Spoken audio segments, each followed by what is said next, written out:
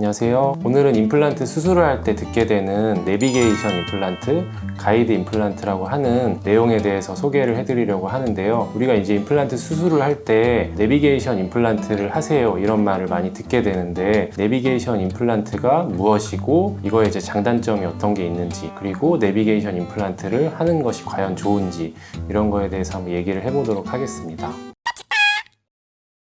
우선 내비게이션 임플란트, 가이드 임플란트라고 하는 게 어떤 건지 소개를 해드리면요. 우리가 임플란트를 심을 때 이렇게 이제 치아가 있고 이제 치아가 없는 부분에 임플란트를 심게 되는데, 이걸 이제 그냥 심는 게 원래 보통의 방식이라면 이제 어떠한 이제 가이드를 제작을 해서 이걸 이제 치아에 끼워 놓고 정확한 이제 예상했던 위치에 임플란트를 심는 거를 내비게이션 임플란트라고 하는데, 이게 이제 어떻게 만들어지는 거냐면 이런 치아의 모형을 본을 뜨거나 아니면 스캔을 해서 만들고, 그리고 치아 이제 연조직 내부에 있는 골 조직까지 다 나오게 되는 CT 자료와 종합을 해서 이제 이상적인 임플란트 식립 위치를 결정을 하고, 그 식립 위치에 맞는 가이드를 제작을 해서 이걸 이제 끼워 놓고 임플란트를 식립하는 원리를 얘기를 하는데요. 우선 장점을 먼저 알아보면, 첫 번째로 이제 정확한 위치에 심을 수 있다는 게 장점이잖아요. 보통 이제 한 개 치아가 아니라 여러 개의 치아를 한꺼번에 식립을 해야 되는 경우에는 우리가 이제 손으로 이제 정확하게 심는 것보다는 아무래도 예상된 가이드를 통해서 그 위치에다가 식립을 하게 되면 임플란트가 평행하게 잘 심을 수 있기 때문에 가이드 임플란트, 내비게이션 임플란트를 선호하게 되는데요.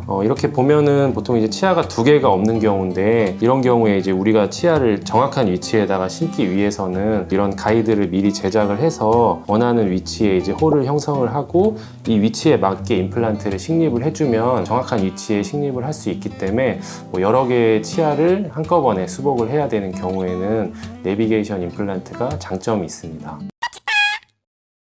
그리고 또한 이제 발치 후에 임플란트를 보통 기다렸다가 심는 경우가 많지만, 이를 빼고 나서 바로 식립하는 경우도 있는데요. 그런 경우에는 우리가 발치를 하게 되면 이제 뿌리가 있던 부분에는 뼈가 없기 때문에 우리가 임플란트 드릴을 심게 되면 뼈가 없는 부위로 이렇게 드릴이 밀리는 경향이 있습니다. 그렇게 되면 아무래도 우리가 보고 임플란트를 식립을 하게 돼도 조금씩 밀려서 우리가 예상했던 위치와 좀 벗어나는 경우가 있을 수 있는데, 가이드 임플란트, 이제 내비게이션 임플란트를 이용을 하게 되면 치아가 밀리는 현상이 좀 덜하기 때문에 이제 좀 더 정확하게 심을 수 있다는 점이 있을 수 있고요. 그리고 이제 어금니에 비해서 앞니는 심미적으로도 굉장히 중요하기 때문에 임플란트의 위치나 각도가 굉장히 중요하게 되는데요. 이런 경우에 뼈의 상태에 따라서 임플란트를 심을 때 위치가 정말 중요하다, 이런 경우에는 그냥 심는 것보다는 아무래도 내비게이션 임플란트를 이용을 해서 식립을 하게 되면 좀 더 정확하게 심을 수 있는 가능성이 늘어나게 됩니다. 그리고 또 하나는 치아 사이 공간이 굉장히 좁아진 경우에 우리가 임플란트를 심을 수는 있는데 위치가 1mm라도 조금 벗어나게 되면 임플란트 위치가 안 맞거나 아니면 옆에 치아를 건드릴 우려가 있을 때, 이런 경우에도 이렇게 가이드를 이용을 해서 임플란트를 식립을 하게 되면 그 오차 범위가 좁아지기 때문에 장점이 있고요. 그리고 마지막으로는 내비게이션 임플란트를 보통 이제 광고를 할 때 많이 내세우는 게 무절개 시술을 하고 회복 속도가 빠르다, 이런 말을 많이 하는데요. 이거는 이제 어느 정도 맞지만 좀 맞지 않은 부분도 있는 게, 보통 이제 임플란트를 원래 식립을 할 때는 이 잇몸을 열어서 안에 뼈를 보고 뼈에다가 정확한 위치에 이제 심게 되는데, 내비게이션 임플란트는 원래 이제 위치가 CT를 보고 정해져 있는 위치이기 때문에 굳이 이제 잇몸을 절개를 안 하고 식립을 할 수 있는 장점이 있습니다. 그렇다고 하더라도 어떠한 상황에 따라서는 내비게이션 임플란트도 이제 잇몸을 절개해야 되는 경우도 있고, 아니면 이제 그냥 우리가 임플란트를 식립하는 경우에도 잇몸을 절개를 안 하고 그냥 식립하는 경우도 있기 때문에 꼭 내비게이션 임플란트하고 절개를 안 하거나 수술이 간편해지는 꼭 그런 건 아니고요. 아무래도 내비게이션 임플란트를 이용을 하게 되면 그럴 수 있는 확률이 늘어나기 때문에 수술 시간이 짧아지거나 회복 시간이 좀 빨라질 수 있는 장점은 있을 수 있습니다. 지금까지 얘기한 걸로만 보면 당연히 내비게이션 임플란트를 하는 게 훨씬 유리할 것 같은데, 꼭 그렇지만은 않은 게, 내비게이션 임플란트도 좀 한계점이 존재가 하는데요. 기존에도 이런 가이드나 내비게이션 임플란트가 처음에 임플란트 나왔을 때부터 존재를 했는데, 이거를 잘 안 쓰게 됐던 이유는 지금 보시는 것처럼 이렇게 이제 주변이 이렇게 딱 막혀 있고, 우리가 이제 이 부분에 정확하게 이제 가이드를 해줘야 임플란트가 정확한 위치에 심기기 때문에 이렇게 이제 닫혀진 구조로 이루어져 있는데, 우리가 이제 임플란트를 심을 때는 드릴이 이제 뼈를 뚫는 과정이 필요하잖아요. 고속의 핸드피스가 뼈를 뚫기 때문에 이러한 과정에서 열이 많이 발생을 합니다. 살아있는 인체 조직에 열이 많이 발생을 하면 골 조직이 타버리거나 죽어버리는 경우가 생길 수 있는데, 그렇지 않게 하기 위해서는 우리가 이제 임플란트를 심을 때 물을 많이 뿌려주게 됩니다. 근데 상대적으로 이제 가이드 임플란트를 이용을 하게 되면 물을 뿌리더라도 실제로 골 조직으로 전달되는 물의 양이 적어지기 때문에 아무래도 쿨링 효과가 떨어져서